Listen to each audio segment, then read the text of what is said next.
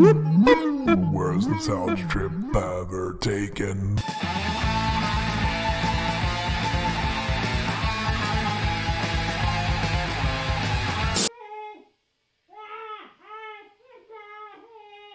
Represent family entertainment. Who gives a shit? This meditation and this incense, it's all bullshit. You think I like the taste of kale? Come on! I'm fucking dead inside. Okay, wasn't that fun in a awkward sort of way?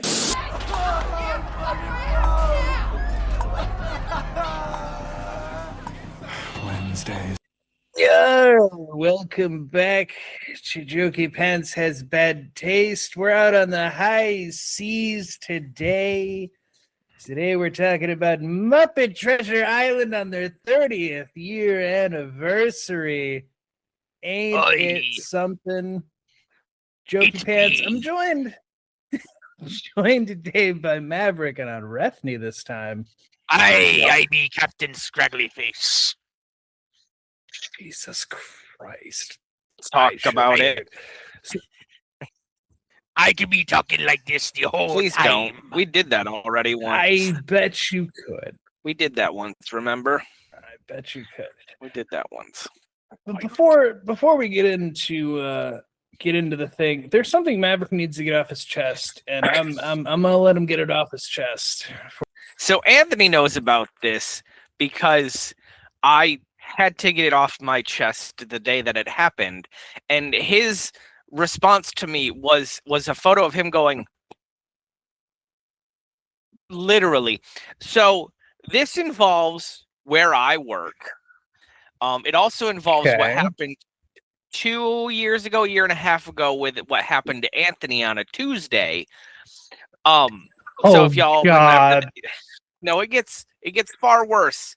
It gets so much worse, Jared.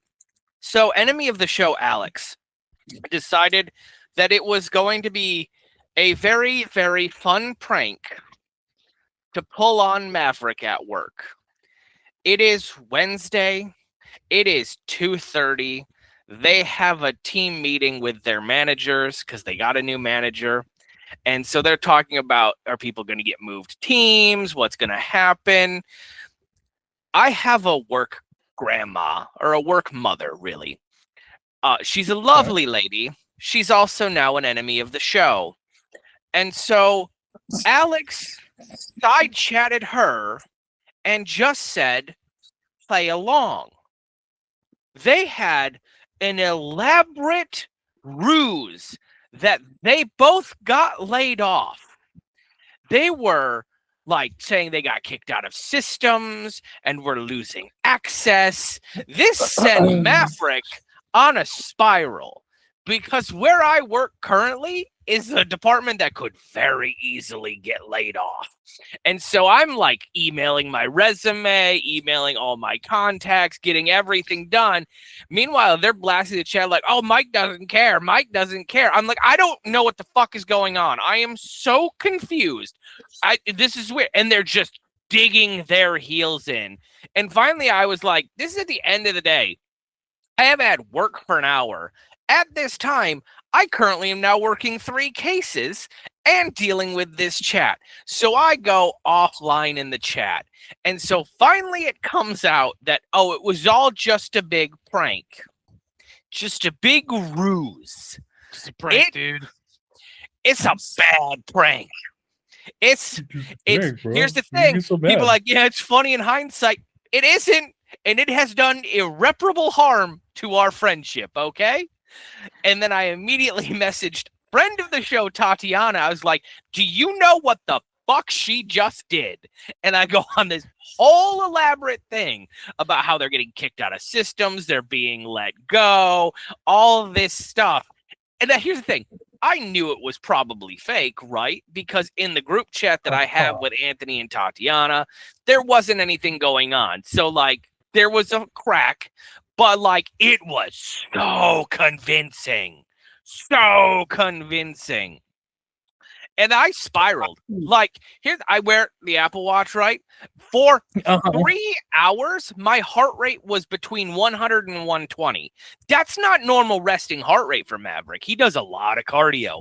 It's like 56 when I'm actually working. So I've spiraled now for 2 days. And then this bitch has the audacity to be off for the next 3 days because she's going to get her fat removed.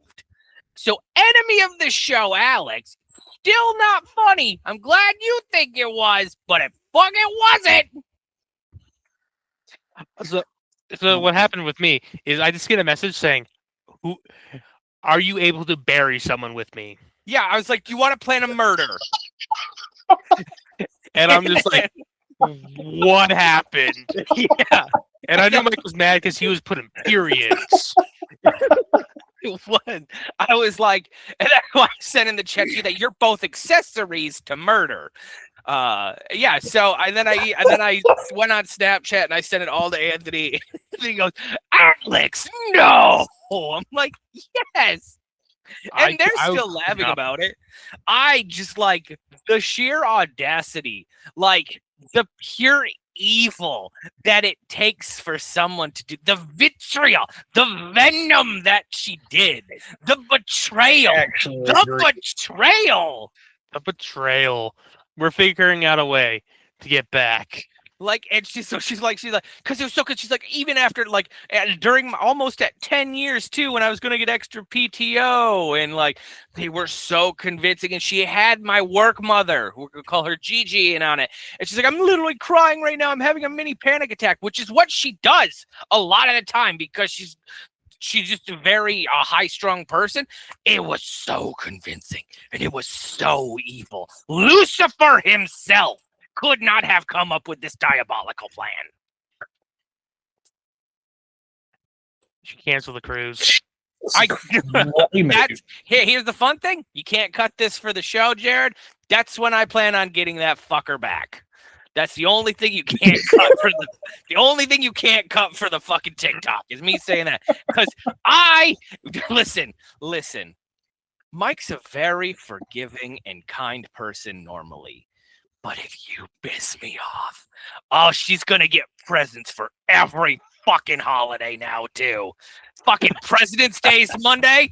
I don't know if there's a chocolate George Washington bust gonna be on her fucking desk. Just, Here's the thing. Am I really that upset about it? Now? No. Was I willing to commit murder in orphaning 3 children at the time? Like 94% there. Because here's the thing, and Anthony will know this, me and Heather, we're not good with emotions. We're not good with goodbyes. We're just not. It's just how it is. So if you are to, because like we are work associates, and I know Alex outside of work too, and so that's fine. We would continue to be acquaintances now outside of work. Fair. Like Gigi, once you're out of the work circle, I don't like. I've have 2 other work wives in like Michelle and Erica. I still Snapchat Michelle sometimes, and I still talk to Erica. But like, we were work acquaintances. We're not like outside acquaintances. And so if you're no longer at work, your object permanence in my mind is fucking gone.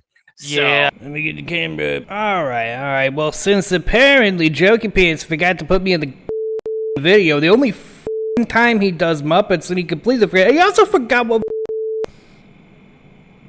Anyway, instead of worrying about me, you should be going on over to www.gg, where you can use code Oddcast to save yourself money. Look at all the flavors they got. They got all these anime things they're doing all the time.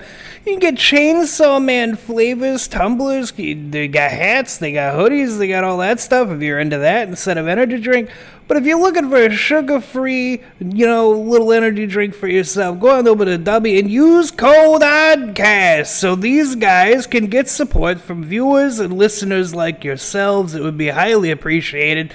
Look, if you're watching the video version, just look on the screen here, look here. Go to Oddcast, use code Oddcast. That's 10% off your order. 10% off your order if you just go over, use the code, and you show them some love. There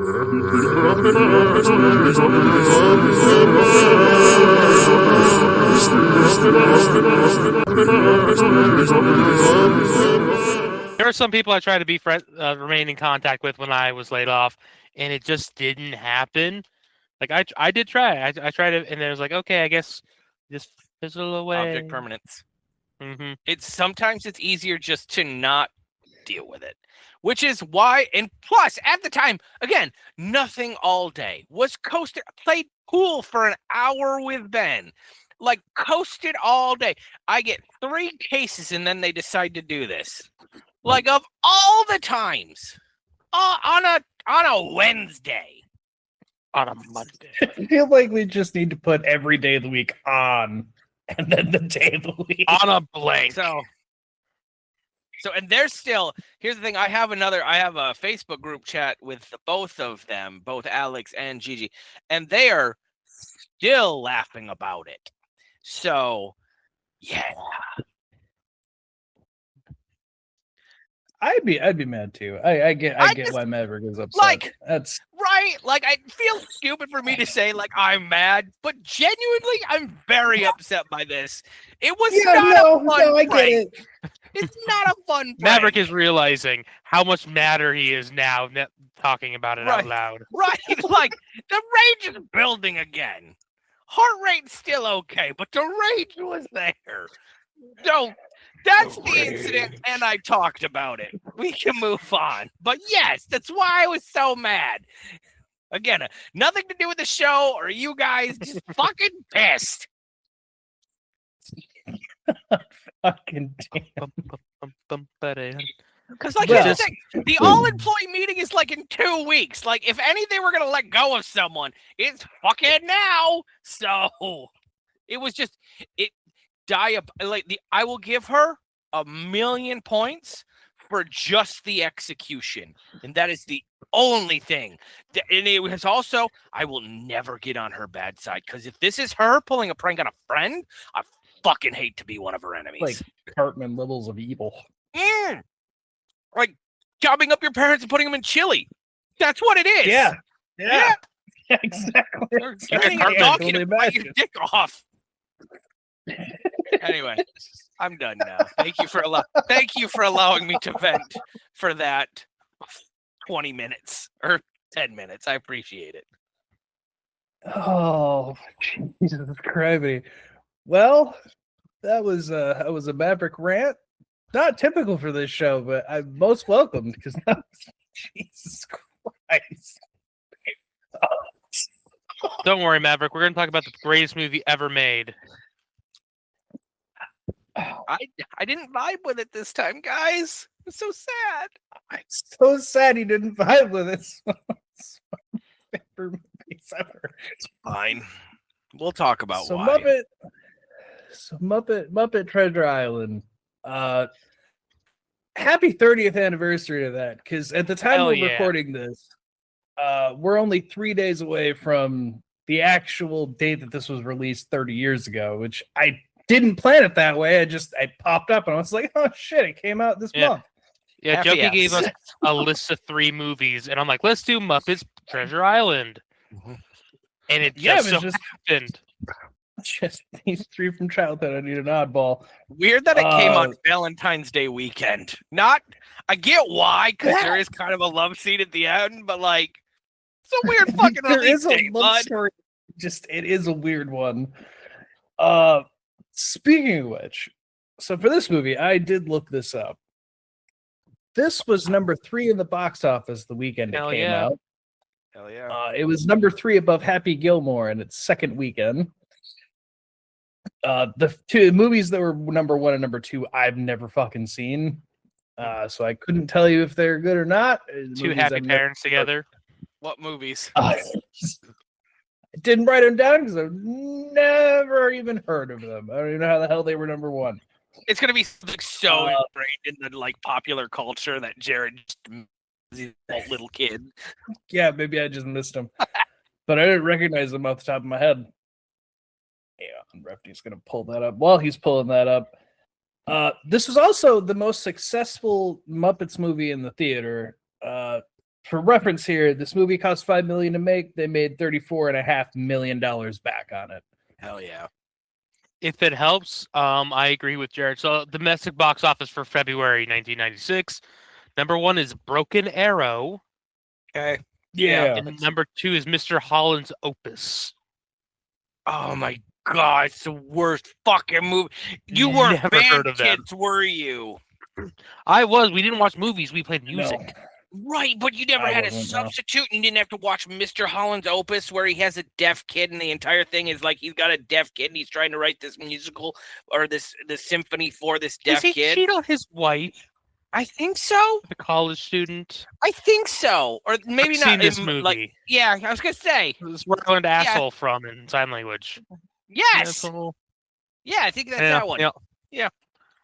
And then Broken number Arrow is a 3 Native American in Western, sorry. Number 3 is Black Sheep. Number 4 is The Juror, and then number Yep. 5 is Muppet Treasure Island. Top 5 of that for that month. Solid month. Yeah. It wasn't a bad time for when this came out. So as I always do, the behind the scenes things. Getting into this one. Oh boy! So, yeah, 30 years since this movie came out, man. So we should all be thanking for anyone who has enjoyed this movie over the years, much like I have. We should all be thanking Tim Curry because Tim Curry basically made this movie will into existence. Because before this movie came out, he kept doing interviews going, "I'd love to do a Muppets movie," and they were like, "What would you do?" And he's like, my favorite character is Long John Silver. I'd love to do something. Love it if the Muppets would do it. And then like a year or two later, they're like, "Hey, we're doing Muppets Treasure Island." So he ended up getting the part. Oh, who would you want to act with? The Muppets. What do you want to do? Treasure Island. I want to be Long John Silver. Well, Yeah, good Tim Curry news. was just a huge Muppets fan. He just kept pushing for it. Correctly. Correctly is And I'll just say this because it's going to be brought up regardless. The reason why this movie Tim Curry does so well, and like this one and Christmas Carol, one of the best too, is in Christmas Carol. Sir Michael Caine treats the Muppets like they're actors, like they're real things. In a Muppet Treasure Island, Tim Curry becomes a Muppet. Yes. In fact, when this movie finished filming, they gave him a Tim Curry Muppet for being in the movie. Oh my God! Is there? I hope there's a picture. Tim Curry of has that a Muppet of himself. Also, little fun facts behind the scenes. Brian Henson, when he was making it, was worried that when they were on the ship and they had him in like the tank of water and they were doing all their shots, the people would get motion sickness. So he gave everyone some motion sickness pills, which did help them shoot. But he also noted that everyone almost fell asleep while they were trying to film, so it almost backfired on him. I'm the Gonzo. And Kevin Bishop, who plays our Jim Hawkins in this movie, I kind of figured this would be a thing that might happen to him, considering how old he is for this movie. He hit puberty when they were still filming, so they had to use all of his earlier takes on songs for the entire movie. It does make sense. Just lip singing. He hit some fucking high notes, and then he's got that really high note. He's like, "Yeah, nice to meet you. My name's Jim." Yeah, they'd done all the songs beforehand, and then going through filming, he hit puberty, so they were like, "Oh shit, we're gonna have to just use that earlier take." And then my last big note, because it was just so fucking stupid. Hormel, who the big company Hormel, they sued this movie when it was going into theaters, because later in the movie we'll meet the Boer tribe. And the leader of the Boer tribe is named Spa-Am. It is. Spa-Am. Hormel sued because they own Spam. And a judge threw it out with, quote, "One might think Hormel would welcome the association with a genuine source of pork." Lawsuit out. That's mean, and I love it. Get fucked, Hormel. Yep. But that's the back things I have there. Yeah, this movie does open with my favorite opening credits. Right, you have the old Disney arch, and then and it flips to Kermit's face. Anytime I see that, I know I'm just gonna have a great time with Jim Henson Studios. It's just yes. It's my favorite openings of all time. Is that fucking just silver line across, flip up, it's Kermit. I honestly I can agree. I love that. I love that so much. And yes, thank you, Anthony, because my first note of my entire thing of this movie is that I can't help but sing along for this goddamn opening because it was my favorite part as a kid and even still as an adult. Because and they sailed their ship across the ocean blue. Fun fact for everyone: I watch this movie at least once a year. This was a childhood go-to for me.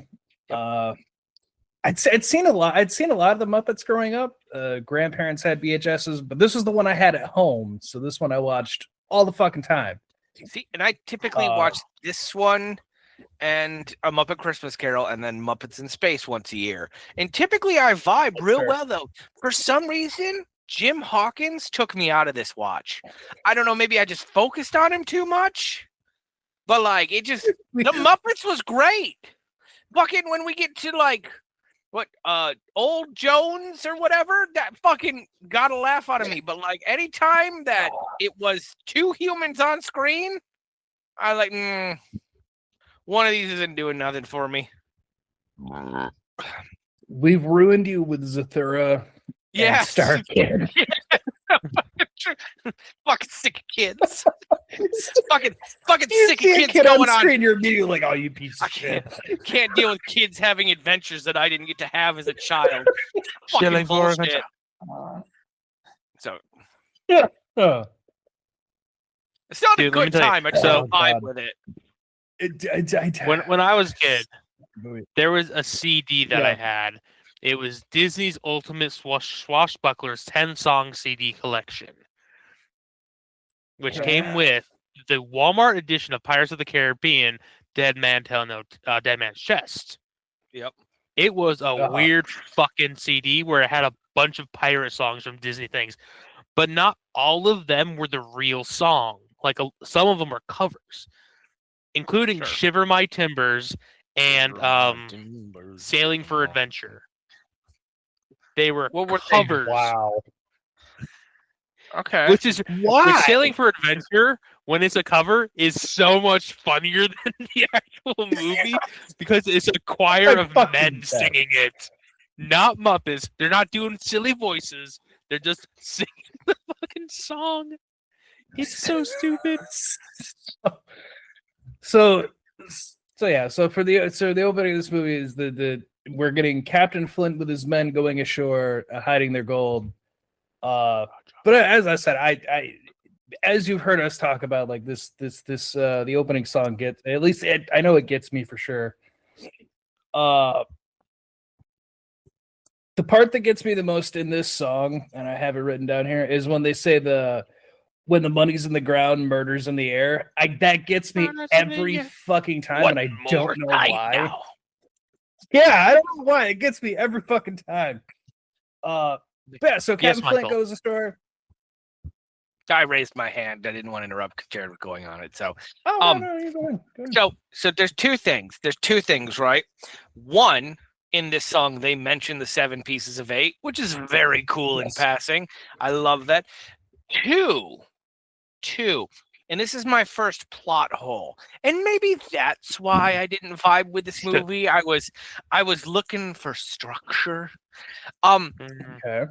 Flint kills everyone he took aboard, and then later on we find out he had like 17 first mates, which is not how that works.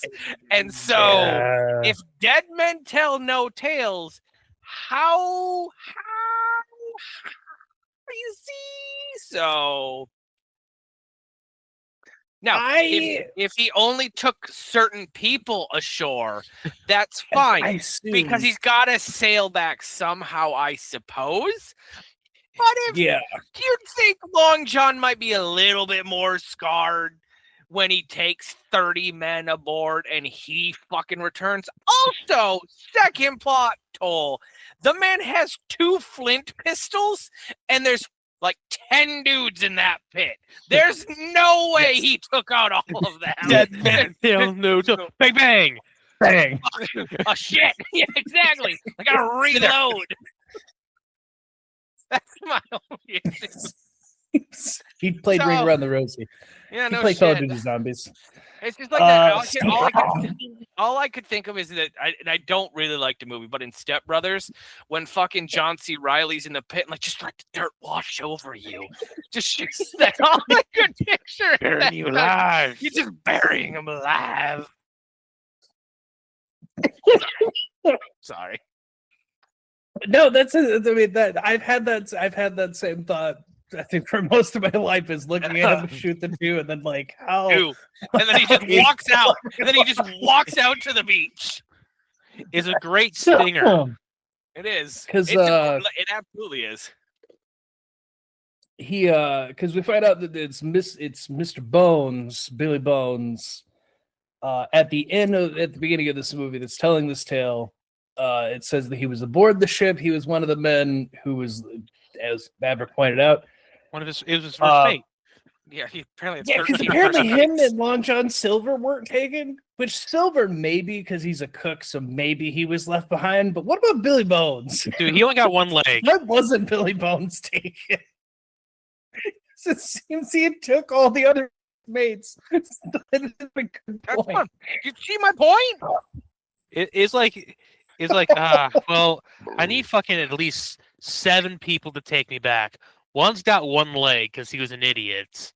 So now the won't bring issue him I in. have is I accept the reality that it might be him and his first mate because of a later movie that happens with with Johnny Depp and Orlando Bloom when they're trying to get the Interceptor ready and they just go across because it's already but that seems even unreasonable to me, right? Like that because they basically got to fucking run aground at that point. Fuck do I know though? Am I right? Yeah, but I mean, we're not pirates. We're not. No. We don't know what the life is. But from here, we also this is where we get introduced to Jim Hawkins, Gonzo, and Rizzo, who are, as I have it, servants of the inn. This trio: Rizzo, Gonzo, and a boy. Rizzo, Gonzo, and boy. A rat, a boy, and a thing. Yes. Well, he's an alien. We know he's an alien. Did we know he was an alien? Yeah, we know he's an alien now. Yeah, because this was one of the later ones. So the I don't Muppets actually of Space know. would have already come out. Yeah, because I think Muppets of Space came out before this. So yeah, technically. Okay. But so Billy Bones, he tells him about the treasure map. Tells him that there's all the hidden treasure. This is where he tells Jim. He warns him about the one-legged man. Don't trust the one-legged man. It's just a hate crime. I mean, it might be a little bit of a handicap hate crime at this time, but because at that point, there's only Jim runs into the one guy with 1 leg that happens to be evil. But could you imagine if Long John Silver was just a guy with 1 leg? Jim immediately being like, "Oh, what the fuck are you? What's wrong with you, dude? We can't trust this guy. Why? He's got 1 leg." What do you mean by that? He was born like that, Jim. Jimmy, Jim. We get introduced to Mrs. Blubberidge, who owns this inn, and she's this fucking character. She's just smacking people around, and throughout the whole movie, she'll say something and then have to turn around and be like, "No offense, gentlemen." Because at this point with the introducer, she smacks people around. She turns around, she's made a mess. And she's like, "Oh, this place is a pigsty. You guys need to clean it." Turns around, there's a table full of pigs. "No offense, gentlemen. No offense." Comes it gets to be such a pigsty, huh? No offense meant, gentlemen, sirs. No offense meant. That this is where we get the sweeping and mopping, and we get a song that randomly plays in my head whenever I sweep and mop, which is the whole "There's Got to Be Something Better" song. Gotta be something. I don't know why it just pops in my head every fucking time. Something better. Something better. Yep. Look, now, A Muppet's Christmas Carol, there are like 10 songs, and 8 to 9 of them are good. This has 9 songs, including 2 credit songs. So really 7 songs, and 2 of them are good. Which 2? Wow. The Sailing for Adventure and Shiver My Timbers. Wow. Yeah, this reminds me of like Annie, and A Hard Knock Life just goes way harder than Something Better. Because here's the thing. I guess Hang on. Let me vocalize my frustrations with this. Go ahead. I'm pretty sure Gonzo and Rizzo are adults. Yes. Why Jim I get, but like he because could Muppets got better himself in general by not being, and hear me out, a piece of shit worker. Just like he could take over the inn if he tried. I mean, but because his dad was a pirate and or sailor ? Yeah, they don't really ever wants to be an adventurer. I'm thinking a privateer. I'm gonna say privateer. Sure, but also you're 10, Jim, or however you're supposed to be in this movie. Maybe give it a fucking couple years. Your voice and balls gonna drop soon. Mid-dropping. But then again, I don't know. If I think about it from like the time period that it is, I guess it makes sense. Because by that time, kids his age, because like by 12, 13, you're going out on ships and whatnot anyway. So I guess I kind of get it. Yeah. But I also get where everyone else is Jared's over here from justifying child labor. It's fine. and as for I Rizzo, justify my car. And I know this life I'm living can't be my destiny. As for Rizzo and Gonzo, it is established in Muppet lore that these Muppets are still what they are. Rizzo being a rat. So he is literally a rat stuck in this building because he's a rat. Yes. I mean, well, you know. Like, even though he's a sapient rat, they still treat him like he's a regular. My favorite part of this movie, too, is the fucking rats. It's such a good fucking C-plot. It's the best fucking ongoing C-plot. Gag. C-plot, I get it. You're welcome, Anthony. So we get that song, and then that gets interrupted by your drunken uncle who comes in to ruin the night, like everyone has experienced Jesus once Christ! in their life. Oh my God, Jim! Jim!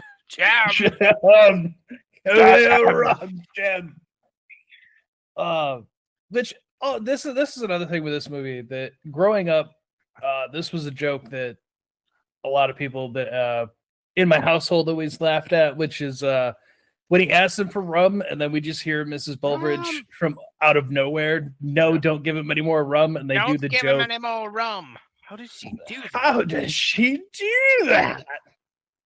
Yes. Fucking, they'll do that like 2 more times while they're here.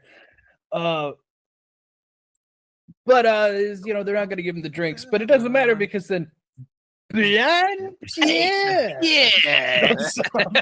Fucking this is my favorite. So fucking stupid. It's one of my favorites. It's me, Blind Pierre. I really should get my cutlass. I feel like this is the episode. Yeah, I'm to have surprised it. you didn't have it. Billy Bones. Billy. You see, this is when Jared and I go, Billy. Billy Bones. fucking blind pew. I know you are here. Oh, he touches you. Such a nice Can little I just say, girl. though, as a child, seeing this character did frighten me. It reminded me of I a was like 4 years old. from like the Dark Crystal. Like Mhm. that's what it reminded me. I'm like, yeah, terrifying, terrifying. Blind pew. I'm fucking stuck on a blanket. I can't roll forward. But I do love the character though. He's so fucking stupid. I love it. So I'm not a for those girl. who've never seen the movie, why is he called Blind Pew, Jared? Jokey. Yeah, he's got 2 fucking eye patches. It's so dumb, so fucking stupid. Of all the fucking things, it's so fucking stupid.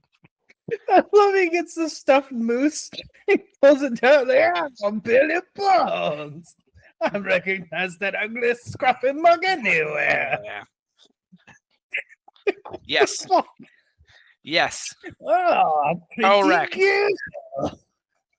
Oh, actually, I'm not a girl. Yeah, I know. You're lying. Yeah, shout out to Jerry Nelson, voice of Blind Pew. Bland, yeah. So he gets Billy Bones. He gives him the black spot. I have something for you, And, Billy Bones. Black spot. Black Black spot. spot. Black spot. Oh. Which, for pirate terms, actually, in fact, me and Unrefty on a little show that he had run, the CLT Sammich, we covered over pirate things. The black spot was an omen of that you were going to die, and pirates are superstitious as shit. So Billy Bones Black plague knows he's going to die. Yep. So yeah, Billy goes up to go start packing, and then fucking has a stroke. It's so dumb. So dumb. Maybe he shouldn't have spent his life They're not drinking. gonna get me. But I fucking Rizzo here is just like, did he die? This is supposed to be a kids movie. No, he didn't Rizzo- fall out the window. Yeah, he falls out the window having a stroke, right? No, he falls onto his bed. That's what I meant. Because then that's when Rizzo says that, and then Jim goes up to him, and that's when we get the Jimmy, Jim, and then Gonzo's like, not Jimmy, Jim. He's Jimmy, Jim. Which, if you've ever listened to our podcast, every now and then, very rarely, Jared and I will do Jokey and I will do the audio sim of Jimmy Jim. Yeah, we will. Especially when we talk about James Cameron or James Gunn. He died? And this is supposed to be a kids' movie. Jimmy, Jim. But Billy gives them the map, and then they freak out because there's a dead body, and they run out, and the pirates attack. That Pew is back. Fucking Black Pew is just fucking running around. But everything gets set on fire. Everything's going to chaos. We get a Rizzo and Gonzo with gunpowder. They're going to try to do something, but then, typical duo of idiots. Gonzo dumps it all. Pirates come in, gets lit on fire. There's an explosion. I don't know. This is just like a fun little action scene to start this movie off with. It's the call to action. The classics. Oh, we want adventure. Well, we have to do it now. Yeah, that's fair too. I think you guys missed But yeah, part so the of inn's map. burned down. Or is that still coming? What? No, what? When he gets Jim has the map. Yep. Jim has the map. The Gonzo Rizzo get exploded out. The inn burns down. They take off to go on their adventure. But they take the map to the city because they have to get a ship. Because they have to go find this treasure, but they need a ship to go sail around and find the islands and whatnot. And this is where we're introduced to Trelawney and Son Master Shipbuilders. Master Trelawney is currently out in the water. But his half-wit son's still here. Okay, Yeah. this is my third plot hole. Not how this Yeah. works. Not how you don't go to the shipbuilders, right? You'd go to the financiers and then go to the shippers and then get a captain. Oh my god. Yeah. They just so happen Yeah, to, well. to go to the place and then find someone to be their financier. Yeah. Yeah. But this is where we get introduced to Trelawney Jr., who is Fozzie Bear. Fucking Fozzie Bear. Waka And his- waka. And his finger, Mr. Bimbo. Whoa. No, Mr. it's not his Bimbo finger. is not his finger. He lives in his It's finger. the man who lives in his finger. Yeah, it's Sorry. not his Come finger. on. Thank you. Come on, Jared. It's established. How dare you treat Mr. Bimbo like that?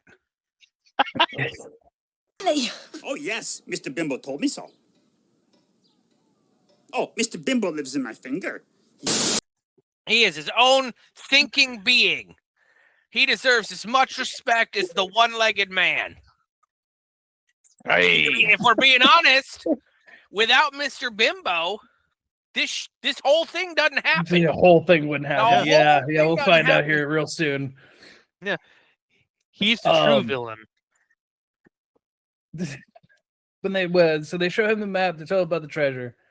And this is one of those things that made me laugh as a kid, and it has been another one of those vocal stims for me, which is when he's looking at the map and he doesn't understand what an ocean is, and the Gonzo is like, the big blue wet thing. The big blue wet thing. So As fucking soon as he stupid. agrees. I just It's supposed to be a fucking shipbuilder. That's I do in the fine. ocean. Like, I get he's half-witted, but his office window overlooks the Yeah, it fucking does. ocean. Yeah, it does. You What hear the ocean? birds in the background chirping. Oh my god. Oh, but he agrees to fund it. He agrees to give him a ship. They're gonna go get this treasure. We also get Bunsen Honeydew, who's playing Mr. Livesey in this, the research and development side of this business with Mr. Beaker. Which Mr. Beaker, they don't change his name at all. He's still just Beaker. He'll always be. Hell yeah. Bad. So they are now going on an adventure, and we get to meet the ship, the Hispaniola. The Hispaniola. I fucking can't. I hate it so much for no real reason. Why? They say it so much with their full chest. I mean, Hispaniola. yeah, they do. The Hispaniola. Hispaniola. Hi. Oh, morning, squad. Welcome. Ah, there she is. The Hispaniola. So we get on the ship. This is where we also get at least all of my grandparents' favorite characters, which is Statler and Waldorf. As the they're fucking ship figurehead. Yeah, the figurehead. Right, yeah. And we get Yes. introduced to my favorite character, who for some reason I can relate to in this instant, and that is Sam. Sam Eagle is Mr. Arrow. Oh, Mr. Arrow. Mr. Arrow. I love him in this so fucking much. He's furious. Such a good, I just knew serious it. character. He's furious. A raging volcano of fury. He's a raging volcano. So they explore the ship. They get to see some things. They're real excited. And then they hop down to go see the kitchen and the mess hall stuff. And this is where they meet Long John Silver. And Polly. Yeah, is lobster. He's lobster. Aren't Yeah, you guys supposed to have talking parrots? Parrots. Who'd have a parrot? Oh, you treat them like they're fucking crazy. Tell them you should have a parrot. Yeah, Tim Curry just lives in this fucking universe. He eats every scene he's in. I love him so much. From the beginning, because he's like, "Oh, stowaways!" And then the face and the sound he makes, just like, what the fuck is that? I thought sailors had talking parrots as pets. Talking parrots? Heck, what an imagination. First pirates, now talking parrots? One thing I do love is they never truly, in any adaptation of the story that Disney's done, so all two of them, Long John Silver is never portrayed as a twist villain. It's always, look, it's Long John Silver. Look how fucking crazy this guy is. Well, like, because this and Treasure Planet both make it so obvious that's who it is. With this one, it's look out for the one-legged man, meet one-legged man. And then if you watch Treasure Planet, it's look out, don't android cyborg. And then it's fucking robot arm, and it's like, oh, well, there's the cyborg. Which not that we're talking about Treasure Planet. Treasure Planet is a great movie. It's a fucking steampunk future world. There's gotta be millions of cyborgs out there. Apparently not. You would think. Yeah, you would think. Apparently none that are pirates. Yeah, apparently. But Silver talks about he gets on their good side. They're a little on edge because he's a one-legged man, but Jim comes around on him. He seems all right. They head back upstairs because they're called. Yeah, it's nice enough for now. This is where we get Admiral Arrow. No, talking up Captain Smollett. It's Admiral. It's Mr. Arrow and Captain Smollett. Yeah, the great fucking name, Smollett. And Arrow is super heavy-handed about Smollett here. This is where you get the he's plagued by demons. Demons, cool. But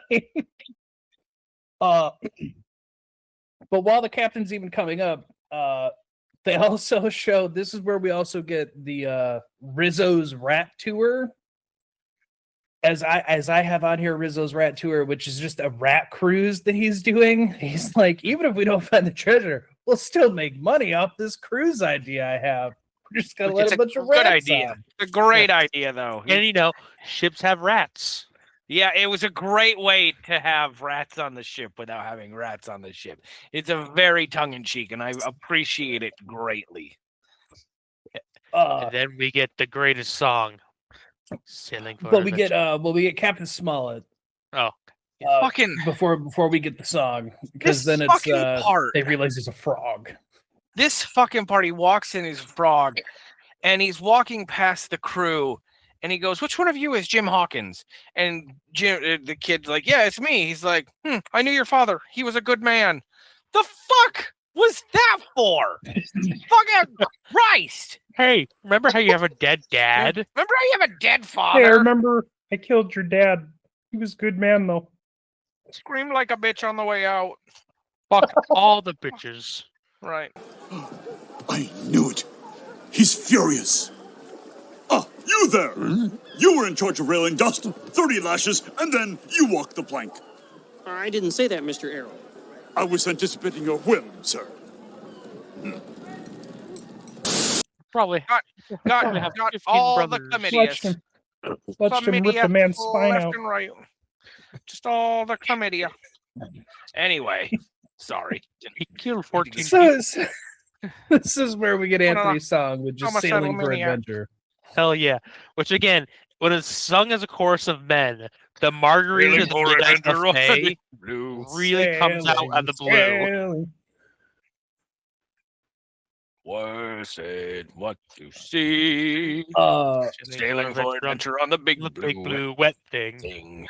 On the big blue wet thing.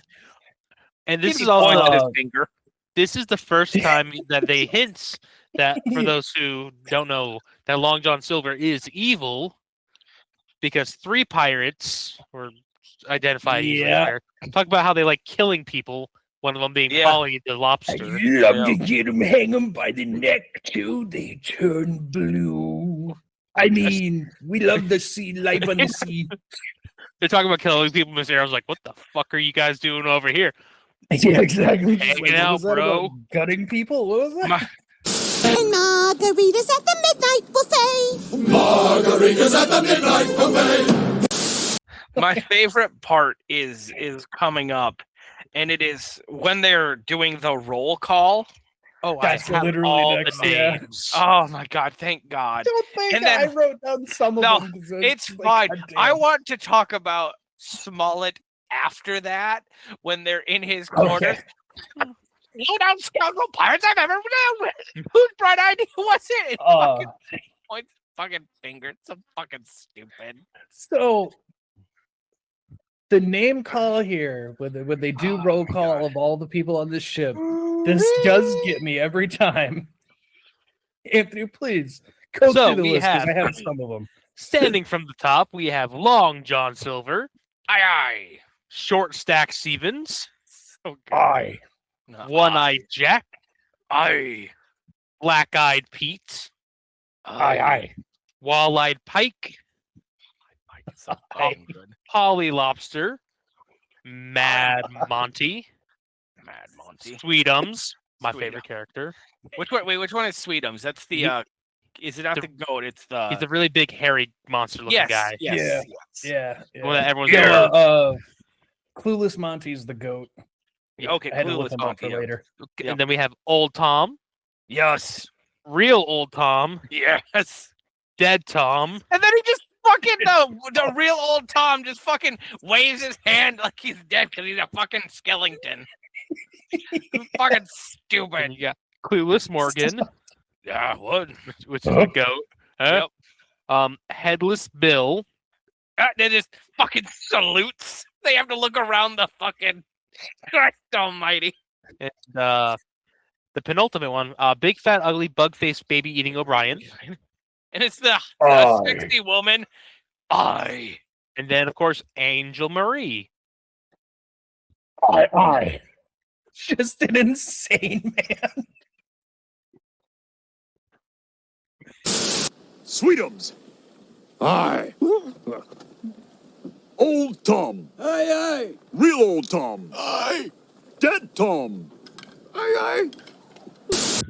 And that's when the captain is like, can I Mike Smart. I would like to speak with you both in my quarters, please. Okay. What the fuck are you doing? This is the most outlandish scandals I've ever sailed with. Whose idea was to put this team together? And they all point at Fozzie, and Fozzie fucking points at his finger, and fucking Captain Smollett's like, your finger? Yeah, I know the man that lives in my that finger. would be crazy. It's the man who lives in my finger, Mr. Bimbo. With help from Long John Silver, with recommendations from fucking Long John Silver. And he's like, and this is where He was very trustworthy. And here's where I really start to lose the plot.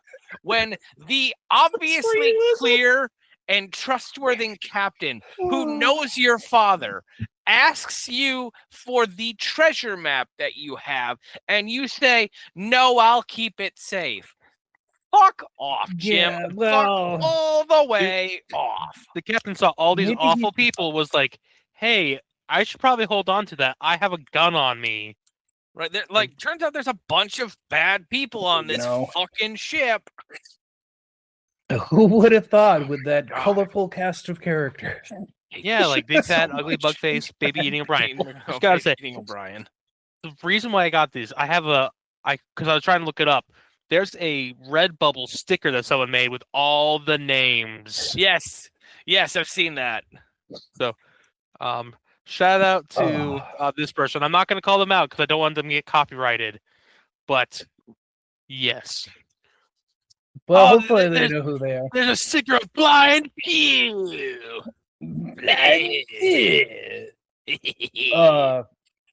But yeah, so Maverick is correct. Kermit wants Captain Smollett.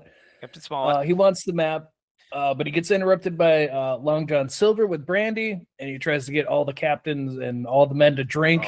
But then it turns into Kermit. Favorite fucking scene. Fucking Captain Smollett is just like, no, this is a dry ship. We don't do that here. And they just keep dumping it out the window. Only like, for oh, his well, if he says tradition. we're done, Oh, it's tradition. Well, in that case, we should do it. It's fucking until that decanter's empty. I specifically looked at the decanter to see if it was emptied. Yep. And then and then comes the part that just. This is where I agree with Maverick that I enjoy the rat cruise when it's on this ship. Because after he dumps out the last glass of that, we get rats okay, in could the you window. stop it? Hey, could you stop? You're getting the shuffleboard court. And you're really ruining it out here. This peeling the paint off the shuffleboard court. Like, holy shit, how strong is that? My God.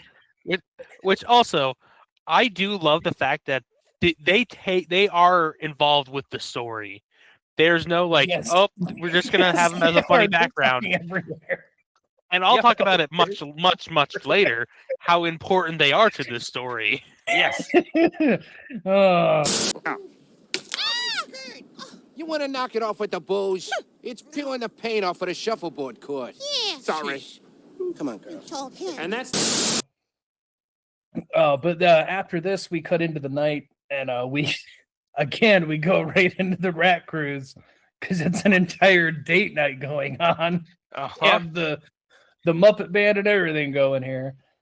But this is where Jim and Silver have a one-on-one moment where they're charting stars, and they talk about his compass was his father's and choosing their paths in life and whatnot. I meant no harm by it, Jim. Was just no harm at all, Jim. I fucking love was just later. I'll talk about it later as well. Where he's like, "Oh yeah, which way is north? Oh, but if you don't have a compass, how can you tell?" Like, so clearly, Long John Silver knows how to tell directions without a compass. Also, was Polaris named Polaris at that time? Like, I'm sure it was, but like, I'd assume so. I don't know. That honestly, I don't know when stars. That's actually even a good point. Even in China, that'd be north. Like, that seems a little racist. It like it is, but like, if you're in the southern hemisphere, there's a whole different set of constellations, man. You get sailing towards Australia, you're gonna get fucked looking for that star. So, it was first Gemma Fruis, writing in 1547, referred to it as Stella Ila Que Polaris Dicture, which means a star that is polar. Okay. Sure, I'm fine. So 1500s. Sure. When does Treasure Island take place? Probably 1700s. So Silver learns about that there is a map that confirms for himself that Jim is the one who has it. Fucking what an asshole. Yeah, and then we get Smollett, and then we get a tiny little thing here. We see Smollett with a Miss Piggy picture, and there's like a thing that won't come up until later in the movie, but they're just putting it in here to let you know that Kermit will still have a Miss Piggy thing for this movie. Foreshadowing. Who's the pig? Yes. No one. No one important anymore. So the next day, Rizzo points out that it feels like they're being watched, and they should be real careful if there's pirates on the ship. And then they immediately get taken and tortured. Just immediately. I feel like we're gonna get kidnapped and tortured. Nah, not in your wildest dreams. You're crazy. And then kidnapped and tortured. Fucking Gonzo likes the rack. Oh, yeah, he's enjoying it. He's enjoying it. Oh yeah, he's having a hell of a good time. He's like, God, I haven't had a stretch like this in forever. God, Jigsaw was his worst enemy. Yeah, it really would be, wouldn't it? This is where Mr. Arrow shows up and saves them before Rizzo gets burned and tortured, and he locks them all up. The fucking hot poker. Oh yeah, it's just a red. Clueless Morgan holds on to himself. So fucking. We're not doing anything here. As he's holding the fucking poker. But yeah, so they get locked up. Stupid. we get Dr. Livesley gives Gonzo the window shade cure, where he just oh my god, just so tightens a rope real quick and lets him fly. A joke that works well in the 90s, but not in the 20s. No. Hey, well, where Smollett demands the map at this point because Jim wouldn't give it to him. Yeah, he's like, Jim, I so hate he to do demands this he to hand you, it but- over. Why does he then give it to Mr. Arrow to lock up? And why does Mr. Arrow have the key? Just plot Well, a hole right there. We have a procedured plan that we have to follow. He gives it to Mr. Arrow.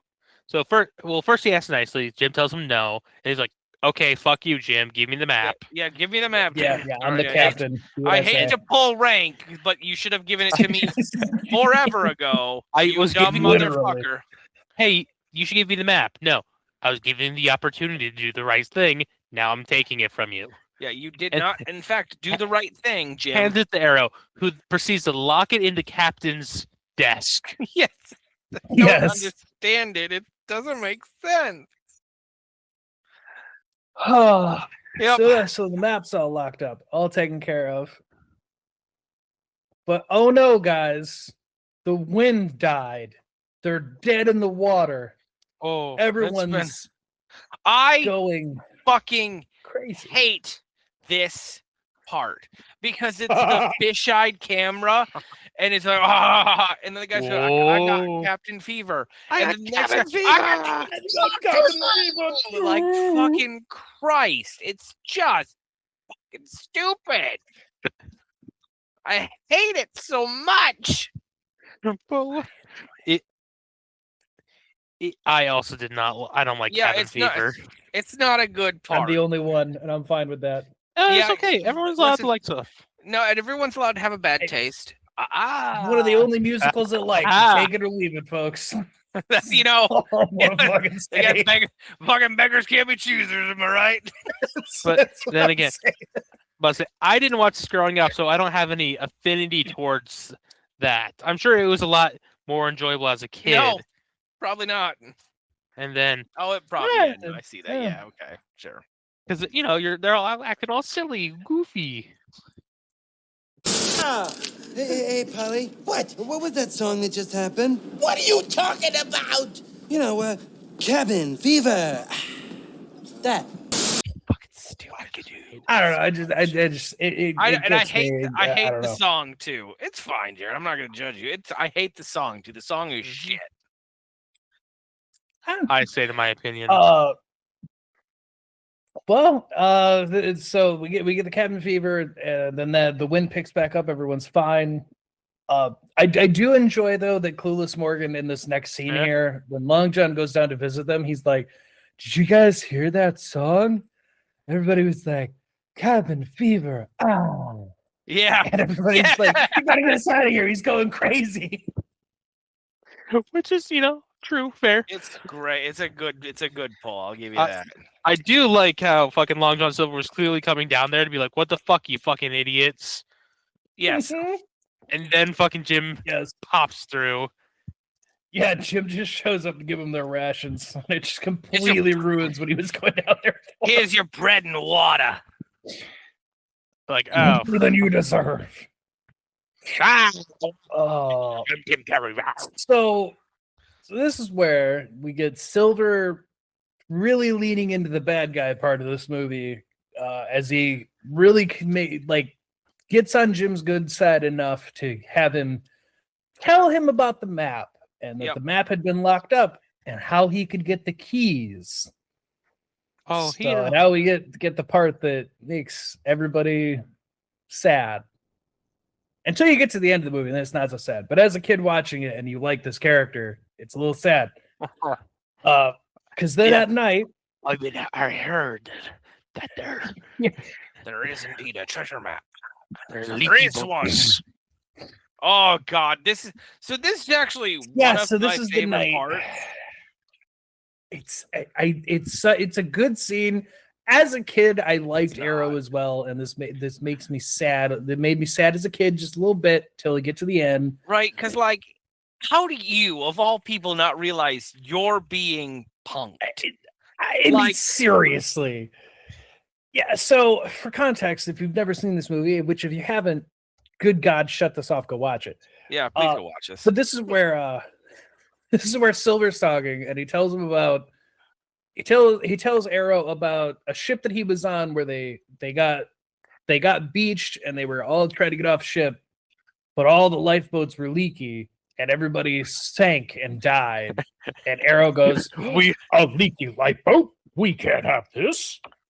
and then well, I'm gets not in the saying lifeboat. ours are dangerous, but Right. you know, I'm not say per se. But they could be. could be. Well, But this they one seems probably fine. are.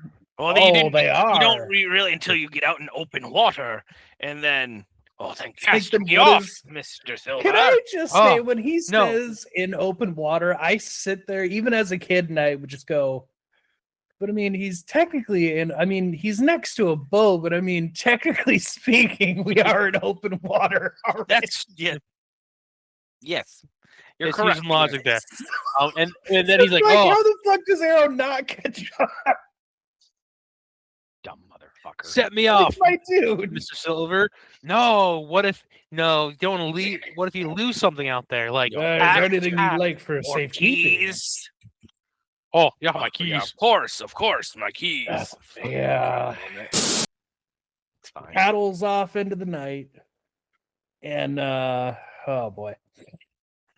Never The next to day, be Smollett said. gets told from the crew Ran overboard. Man that they think Mr. overboard. Arrow has gone overboard. Because Now, all they found was his hat. have you guys read Treasure Island? No. I've not read Treasure Island, no. I like good books, Anthony. Fair enough. So, I've read Treasure Island before, and Heather recently read Treasure Island, like within the last 6 years. Yep. And Mr. Arrow in that, Mr. Arrow is from this one. You know him from Treasure Planet. Yeah. In the book, he's a drunk who falls off the boat. That I believe, actually. That He is a that terrible, makes sense. inefficient sailor, which is why he dies in both of them, because he falls off the fucking boat as a drunk. But he's I'm just fine a with dude. that. Yeah, I ain't going to change that for I'm fine with Muppet, but that makes more sense. so much more Oh. sense. So because he has the keys, the pirates escape, and they steal the map. So now the pirates have the treasure map, and they are they're going to make their plan to go get the treasure and take over the ship. Yep. And this is where we get Gonzo Rizzo are in the biggest apple barrel I've ever seen in my life, because Yes. Oh my they god. pulled Jim in. They and fucking still have room. everyone in there, and there's leg room. Oh yeah. Like, no. The first two, Rizzo Gonzo, sure, I could believe that. They're like I will. little Muppets. Yeah, no. I'll Little suspend disbelief for that, but absolutely not for Jim, who can sprawl out in that. No, there's no fucking way. Which again, in the original novel, Jim does hide in an apple barrel. Which is why he's in a fucking apple barrel here. And it's lucky for a trio that they're hanging out in here, though, because they overhear the pirates meet up with Long John Silver as they talk about mutiny on the ship. Yeah, nobody pays till I say. Oh, which, just as he's talking about, wait till they get closer to the island where the treasure is, they get land ho. Land over there and land over there. And Orlando. I didn't know Jared's mom was on this podcast.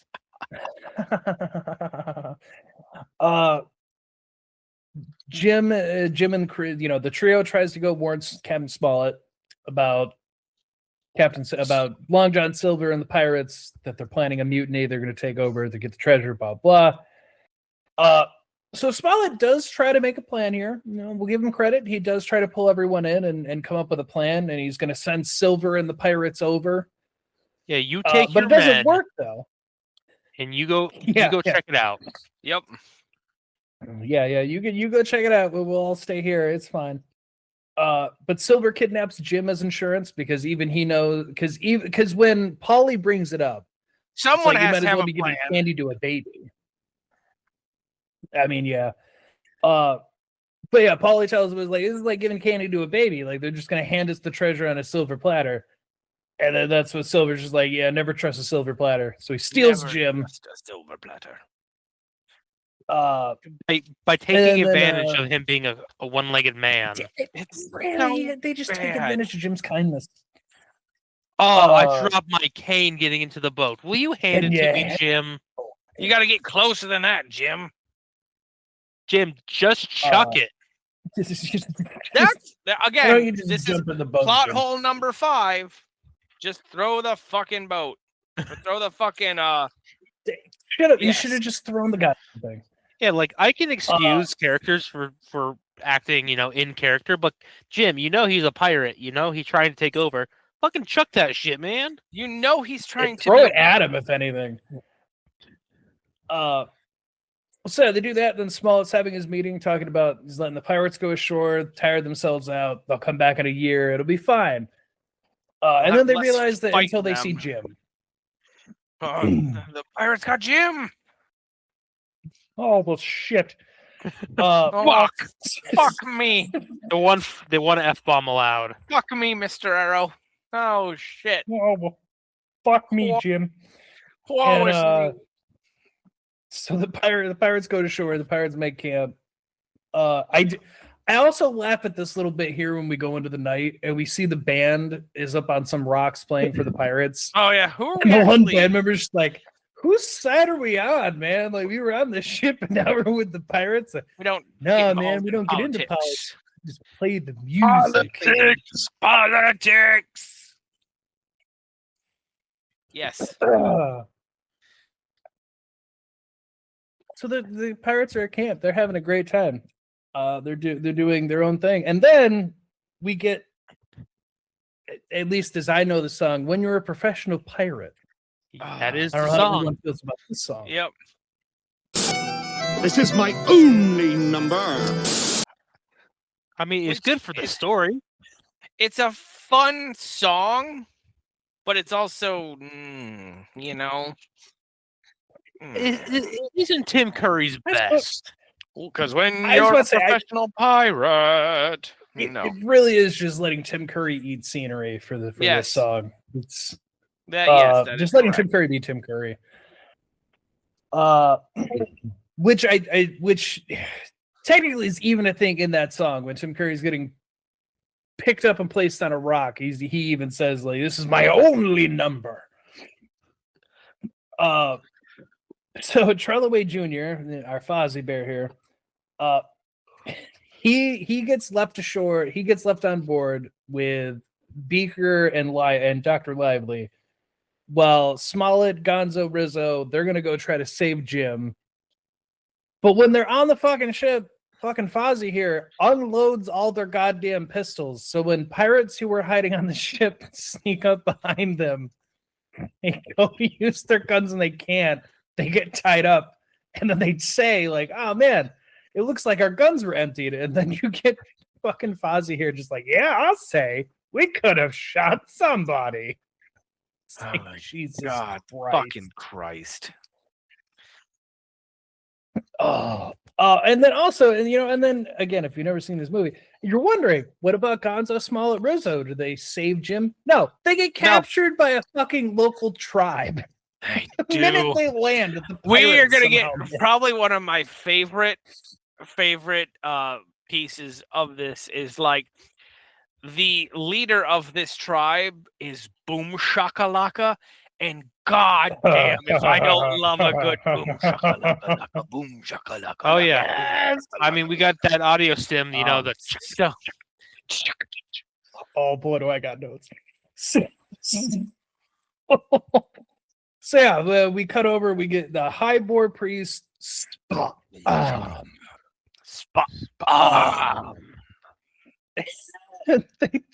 tell Smollett, Gonzo, Rizzo they're going to be sacrificed because they've desecrated their island, their ancient island.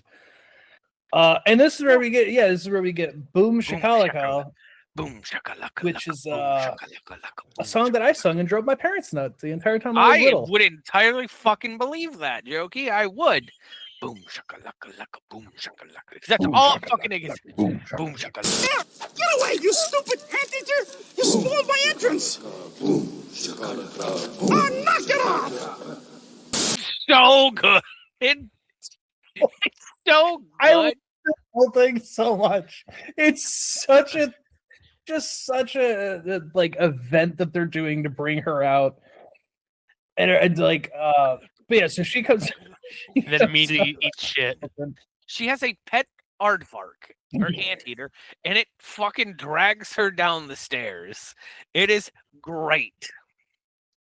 Boom shakalaka laka boom shakalaka laka boom shakalaka laka. Yeah, they start doing the boom shakalaka again, and she just Stop. This is what we learned. Her name is Benjamina, and I hate it so much. Yeah. I just hate it. Well, you know, because it's so an much. adaptation of Yes. Ben. Yes. Yes. Still fucking stupid. Yeah, I don't like the Benjamina. When they just call her Mina later, and I'm like, you should have just gone with that. I would have accepted that over an entire Benjamina, but boom shakalaka. Well, we got to get Benjamin somehow. But yeah, so she's the Boar tribe's goddess queen. She's like the leader of this whole thing, which we'll get a backstory to how she ended up here in just a little bit. But we at least do get at this moment that her and Smollett, you know, they were fiance at one point, and then she smacks him into the big gong. Yeah. But this is where Silver takes the pirates with Jim and the compass, and they track down the treasure. Because remember, fucking, we've established that he can read the stars, and it is currently nighttime. So he should know which way is north. Also, you can tell with the sun. So fucking, I don't know why he takes the compass. Yeah. Just to do it. To emotionally traumatize the child. Because we have to get plot hole number 6, which is no need for a compass. But then, yeah, so they track this down. They get all the way over to where the treasure is, and they see it's all unburied. They're like, "Oh, we don't even have to dig. It's all just handed to us. This is great." Until they get in there and all the chests are empty. All fucking gone. All the pirates are gonna turn on Long John and Jim, and then Long John sacrifices himself. Does what Captain Flint did, except we'll actually see that Captain Flint could not have killed everyone, as we'll see very quickly. But this is where he lets Jim get away. Yeah, so Jim runs off. We get back to the Boar village, and Smollett's taken off, and we get a small cameo by the Swedish chef. We do. How else do you think we're gonna get him in this movie? Yeah, I love the veggies right there. Just like we didn't have anything else for him. And my favorite part is just a Swedish chef with a pig nose crudely attached to his face. It's not anything. Yes. And then Jim saves Rizzo and Gonzo while Smollett's getting taken away, and they're saved now. But they have to go get Captain Smollett. But this is where we cut back to the pirates. And this is where I agree with them about Flint could not have killed the 15 men, whatever he brought with him. Yeah. Because we immediately see that all the pirates are still alive. And they're sitting around trying to figure out what to do with Long John. But we get a dead Tom joke. The pirates are all mourning. And you've got the what is it, Old Tom or whatever, just sitting there, just like he shot dead Tom, and now dead Tom's dead. And then the other pirate comes out, and just like, well, wasn't dead Tom? Dead Tom was dead Tom because Tom was already dead. Dead. That's why his name is Dead Tom. Oh, right. Anyway. They try to give Long John the black spot. Which this is my favorite scene in the whole fucking movie. I thought he chose this scenery so good. And it's the fact, not that he's been given the black spot. He doesn't care about that. but they ripped out a page of the Bible to do it. Bible. Well, the fires of hell call ye. Yeah, so they all beg for forgiveness. That Tom's dead. Long John shot him. But Dead Tom's always been dead. That's why he's called Dead Tom. Oh. Jim, Rizzo, Gonzo, they go try to find the boat. Boats are all sunk, though. So, not going to be able to get back to the ship now. Because, the boars were smart enough to sink their boats. But it doesn't matter because Mr. Allen just rode his whole fucking ass back. Yeah. So they get him and they roll all the way back up to the ship. We get Smollett apologizing to Mina for abandoning her at the altar. It's a whole thing they go through hanging upside down, just like. Oh, not quite yet. Not quite yet. Okay, sorry. Not quite yet. Okay. No, you're good. You're good. This whole ending part just flows right through. So because this is where we get the backstory. They were going to get married, and then Kermit Smollett there got on a ship, left on a mission, didn't get married. And then that's where she brings up that she hooked up with a pirate, who of course was Captain Flint, and that is how she ended up on the island. Yep. Because she was marooned. Because he marooned her there. Because another person that he did not kill. Yep. Yeah. Funny he killed so many people except, those that he apparently didn't, even though they say that he killed everyone.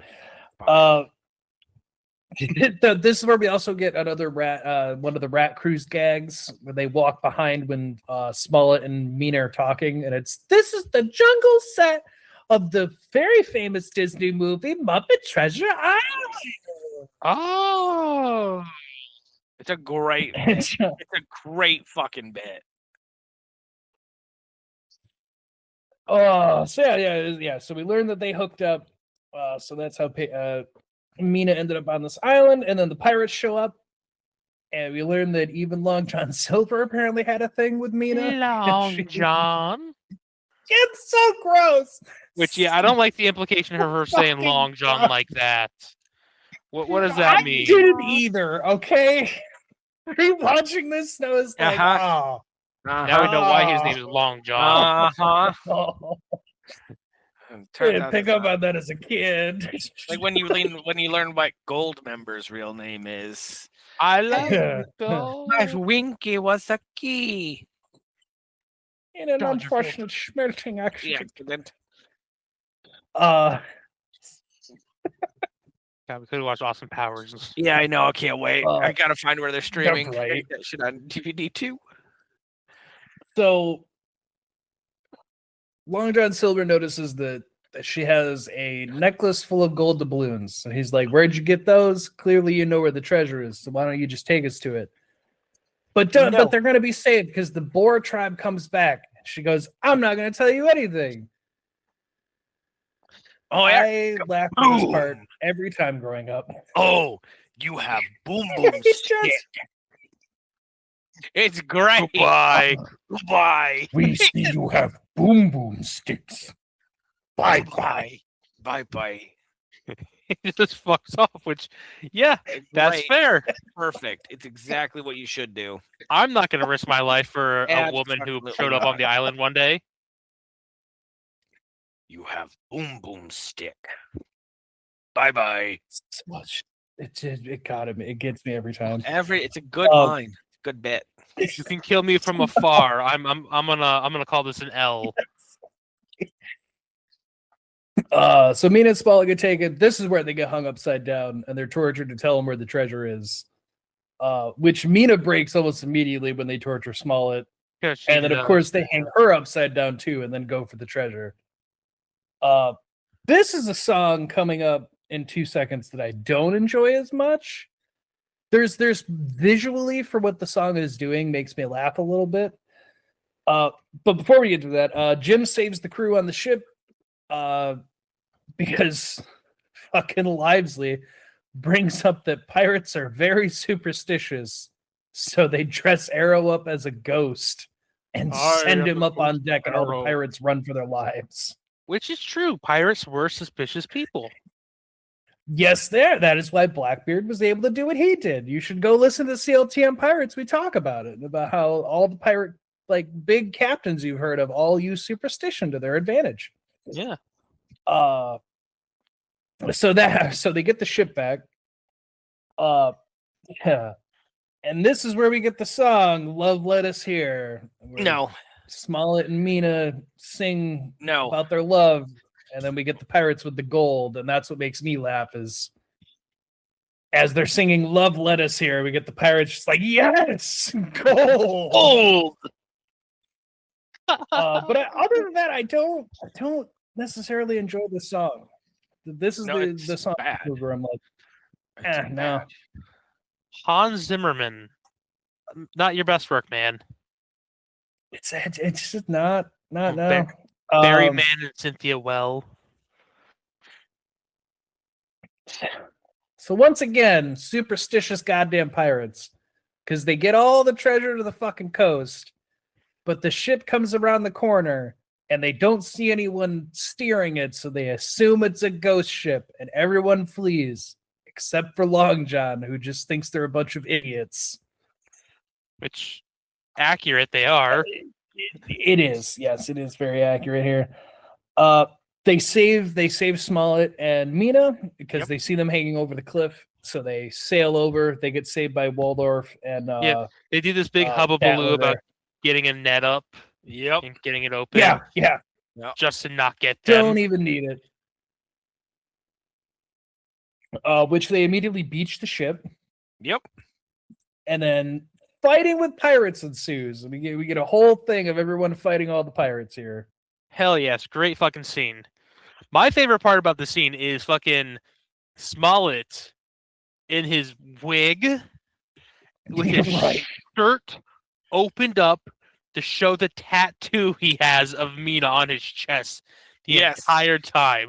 It's fantastic. My favorite joke that is not talked about. No one mentions the tattoo ever. Nope. It's just a great visual gag of like, oh. I do have there are some things in this fight I enjoy. Like one of the things that stuck out with me as a kid was I don't know why, but it was Gonzo doing the starfish into the cockroach guy. It's just like of all the fucking things, starfish. Mm-hmm. But there is a note I have here. In this fight scene, at 1 hour and 24 minutes, there is a scene where Jim is fighting with my Clueless Morgan and one of the other guys. But in this fight, and I rewinded this 3 times to make sure I had seen this correctly, because it bothered me so much. There's a point, Jim blocks an attack, and then he bends over. Jim takes his blade into his hand. And I know he takes the blade in his fucking hand because I see the hilt. And I was like, what? Yeah, no, I did that too. Because he does the whole... He spins around to flip him. But he fucking does grab the sword. Yep. By the blade. And then the next scene, he's holding it by the hilt again. I'm like, but that's not how he was holding it. Somebody made a mistake here. Swords are sharp. I mean, you can hold the sword as long as you don't pull it, but you're gonna pull it doing that shit. Still gonna cut yourself. Like, oh yeah. Anyway, that was just something I noticed where I was like, wait, why is that there for like 2 seconds? But regardless, the pirates lose. Sweetums also. What is it? Sweetums, the big hairy one, right? Sweetums, yep. Sweetums, best character. He saves Small. I think is like Small and Arrow right off the bat, and they're just like, "Why did you help us?" He's like, "Are you kidding? I love you guys. I love you guys." It's a great fucking thing because the entire time they're like grimacing at him and be like, "Oh, look at this fucking monster of a man," and he's just like, "Oh, thank God you guys are okay." Yeah, I was just in it for the gold, but I really like you guys. I don't want to kill anyone. I just want money, dude. So Silver gets surrounded.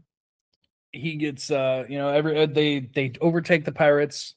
All the pirates get locked up. They get all the treasure on board. Everyone's happy. They're gonna go home. Yay. I like this part here where they're back on the ship and all the pirates are locked up. And again, it's fucking Clueless Morgan here, but he's just, guys, I think this was a positive learning experience. And then everyone just beats the shit out of him. I learned something today. Yeah, exactly. And everyone's just, oh, shut up. I'll just beat the hell up. We're doomed. Well, I for one feel better about myself. Yeah, and I believe that I have learned a valuable lesson.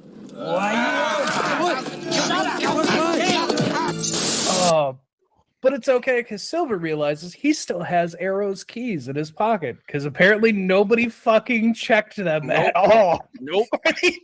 In these cells.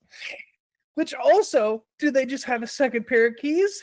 How the fuck did they lock him in if he had the keys? Well, there's Mr. Arrow's keys, and then there's fucking the captain's keys, and then there's fucking... Apparently. Yeah, he just has the fucking keys on him. So, of course, that night, Silver takes a lifeboat, loads up the treasure, and he's going to sneak off. But he gets caught by Jim. And then him and Jim have another heart-to-heart moment of, I'm not such a bad guy, Jim. I don't want to have to kill you. I like you. You like me. I like you. We're friends. Let me go. Join me. Yeah, he does. He does try to do the join me. We're not so different, you and I. Literally. But Jim lets him go as a final act of kindness. It was just like, you know what? Whatever, man, just get out of here. I don't want to see you. Which Smollett does show up next to him and is like, I commend you for, not just condemning him to death. Which is what I would have done, Jim. Yeah. If I'm going to be honest, I would have killed him, Jim. I like that idea. Oh, good on you, Jim, for not killing him. Fucking shoot him. Well, what do you mean, else. Captain? And Smollett putting his pistol down. Oh, no reason, Jim. No reason. Just good on you. Well, I'll just say, you were letting him go where I was sending him somewhere else. I am a raging volcano. It's like one of those things where like, demons my secret is I'm always angry. And which then it leads to the best callback with Mr. Arrow. Yep. Oh, yeah, it does. That one. I'm terrible to inform you, sir, is that of all the lifeboats, one of them was terribly unsafe, and it is the one that's missing. It's like, of course it is. Fucking of course it is. And then had the fucking Long John Silver scooping water out of his fucking great boat. Save himself.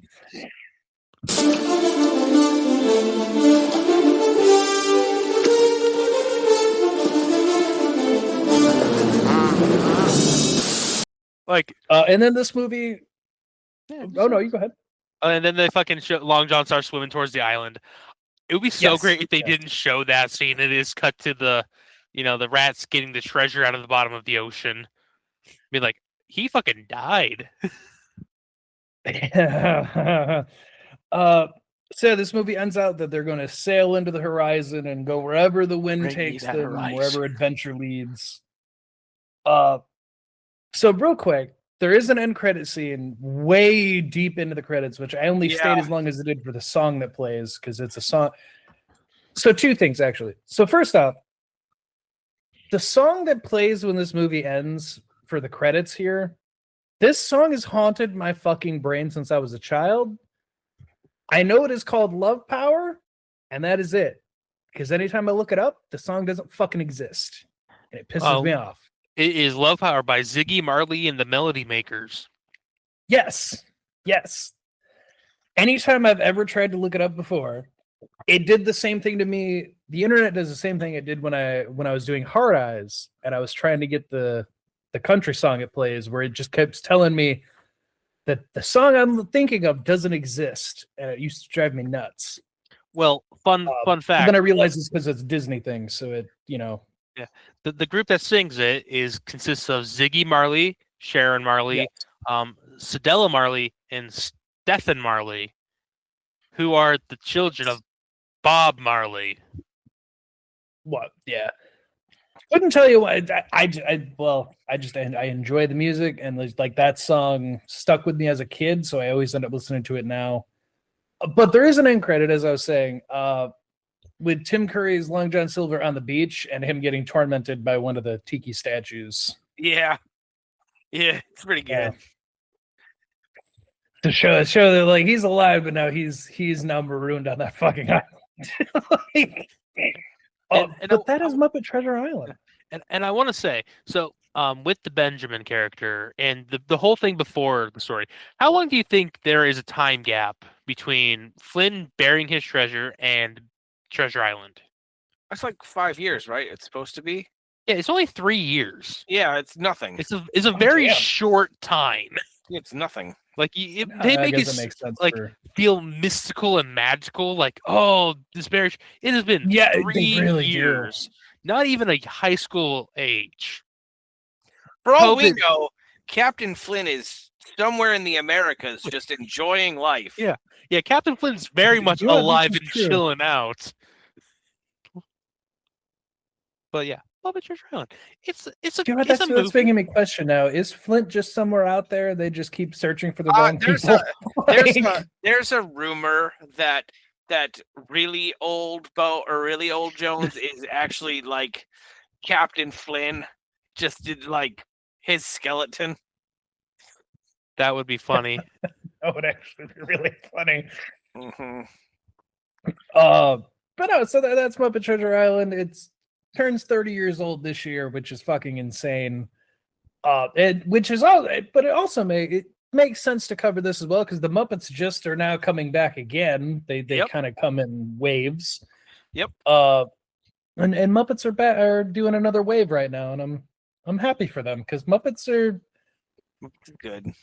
As an adult, I love Muppets because I grew up with them. For younger kids and whatnot, Muppets are fucking great. Whether you're thinking of whether it's the Muppets or it's Sesame Street or it's one of the other things that are associated, they're all things that are good to grow up with. And then even as an adult now, I still enjoy these Muppet movies because they're just fucking good. They're good. Good. So I'm glad to see them come back again. What I know, also another happy accident. We're writing the algorithm. What does Muppet stand for? You know what? I don't. I assume something puppet, but I've never actually looked. Yeah, musical puppet. Oh well, yeah. I should have figured it'd be something that simple. Yeah, it's that like simple. So no, that's Muppet Treasure Island. It's a great movie. It's great. You got Tim Curry in it. You have a lot of fun with it. If you've never seen it and you somehow sat through all of this, there's something wrong with you, and you should just go watch it for yourself.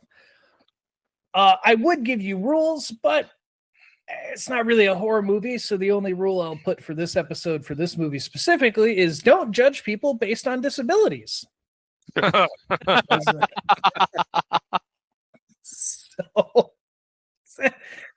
Unless they're named Blind Pew, then you could probably judge them pretty heavily. Overall, everyone, stay odd, stay happy. You can follow us at OddcastN, oddcastmedia@gmail.com. Also, if you want, as I keep saying in all these episodes, if you want the Bad Taste episodes early, which by the time this one comes out, like a month early on episodes, everything is on patreon.com/oddcastn, where I have all the Bad Taste going up early, and they'll continue to do so. So go check out that and get episodes early. Also, because YouTube seems to constantly have issues, especially when notifying people about things. So at least if you go to Patreon, it'll at least tell you, like, hey, there's actually a new episode, and you're not just, like, out of the loop. So that's a thing. It's a fun time. But stay out, stay happy. We'll see you on the next one. Bye, everyone. Goodbye. Bye there. No. Yarr. Decline the request. It means no. Your lips, I don't want to go.